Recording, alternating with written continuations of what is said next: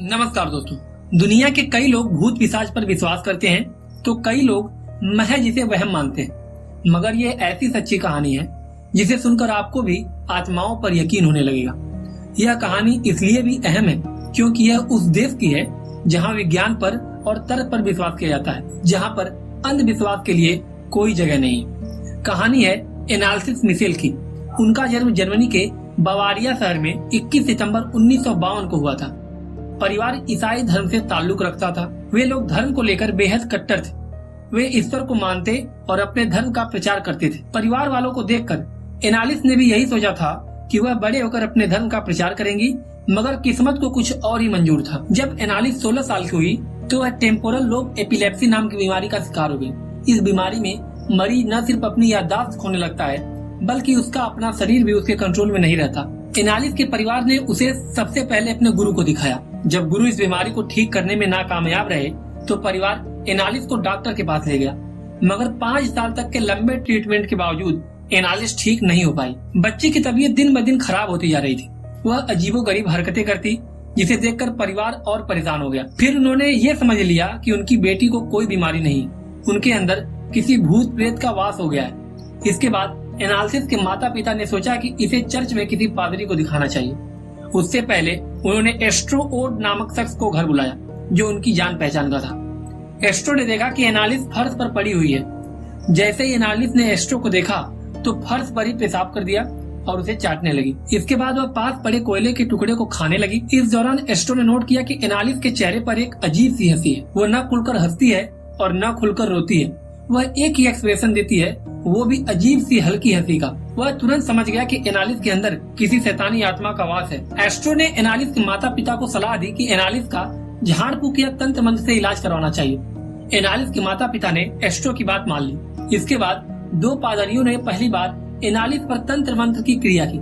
पादरियों ने बताया कि एनालिस के अंदर 1-2 नहीं बल्कि 6 शैतानी आत्माओं का वास है। जैसे ही पहला झाड़ फूक का काम किया गया, उसके बाद से ही वे 6 शैतानी आत्माएं गुस्सा हो गई। एनालिस की हालत पहले से भी और ज्यादा खराब हो गई। एनालिस की खराब हालत को देखते हुए दोनों पादरियों ने दोबारा झाड़ फूक किया, मगर परेशानी ये थी कि एनालिस कभी एक जगह टिक कर नहीं बैठती थी। इससे झाड़ फूक की क्रिया करने में दिक्कत हो रही थी। इसलिए उन्होंने एनालिस को मोटी मोटी चेन से बांधना शुरू कर दिया ताकि वह एक जगह टिक कर बैठी रहे। कई बार झाड़ फूक की क्रिया की गई, मगर एनालिस की हालत में जरा सा भी सुधार नहीं हो रहा था। दोनों पादरियों को इस दौरान एनालिस के शरीर में कब्जा कर चुकी आत्माओं के बारे में पता चल गया था। दोनों पादरियों ने एनालिस के माता पिता को बताया कि उनकी बेटी के अंदर 6 लोगों की आत्माएं रह रही हैं, जिनमें से पहले का नाम है नीरो, जो कि रोमन राज के जूडियन साम्राज्य का आखिरी शासक था। दूसरे का नाम जुड्स इस्करियोट था, जो कि भगवान यीशु का शिष्य था, जिसने 20 चांदी के सिक्कों के लिए उन्हें धोखा दिया था। तीसरे का नाम है केन एडम और ईव का छोटा बेटा। चौथा है हिटलर, यानी कि जर्मनी का सबसे बदनाम तानाशाह। 5वां है वैलेंटाइन फेलिक्समैन, जिसे 16वीं शताब्दी का बदनाम पादरी कहा जाता था, जिसे शराब पीने, हंगामा करने और हत्या करने के आरोप में रोमन साम्राज्य से बर्खास्त कर दिया गया था। छठा है लूसीफर, जिसे बुराई के प्रतीक के रूप में जाना जाता था। इसे शैतानों का शैतान भी कहा जाता है। बताया जाता है कि जब एनालिस पर झाड़ फूक की क्रिया की जाती थी तो पादरियों को भी कई बार उन शैतानी आत्माओं से 2-4 होना पड़ता था। ये दोनों झाड़ फूक की पूरी प्रक्रिया को अक्सर ऑडियो कैसेट में रिकॉर्ड भी करते थे। दोनों को शैतानी आत्माओं के नाम भी इसी तरह पता चला था। दरअसल जब वे एनालिस पर झाड़ फूक कर रहे थे तब उन्होंने उससे पूछा कि तुम्हारे अंदर किसकी आत्मा है। तब एनालिस ने उन 6 लोगों के नाम लिए थे। एक ऑडियो में एनालिस की ये बात रिकॉर्ड भी हुई थी। इसमें उसकी आवाज भी बेहद डरावनी सुनाई दे रही थी। एनालिस के अंदर शैतानी ताकतें इतनी हावी हो चुकी थी कि वह अपने माता पिता को भी उठाकर पटक देती थी, उन्हें नाखूनों से नोच लेती थी। एक समय आया जब कोई भी एनालिस के पास जाने की हिम्मत नहीं दिखा पाता था। सब उससे डरने लगे थे, यहाँ तक कि एनालिस खुद पर कई बार हमला कर लेती और घायल हो जाती। इसी बीच एनालिस की हालत में थोड़ा सुधार हुआ, मगर ये खुशियाँ महज कुछ ही दिनों के लिए थी। थोड़े समय बाद उसने खाना पीना भी छोड़ दिया। उससे जब पादरी पूछते कि वह ऐसा क्यों कर रही है तो एनालिस कहती कि उसके अंदर के शैतान उसे कुछ भी खाने पीने नहीं देते। धीरे धीरे एनालिस कुपोषण का शिकार हो गई। उसकी हालत बहुत ज्यादा खराब हो गई थी। 30 जून 1976 के दिन उस पर अंतिम बार यानी कि 67वीं बार झाड़ फूक की क्रिया की गई।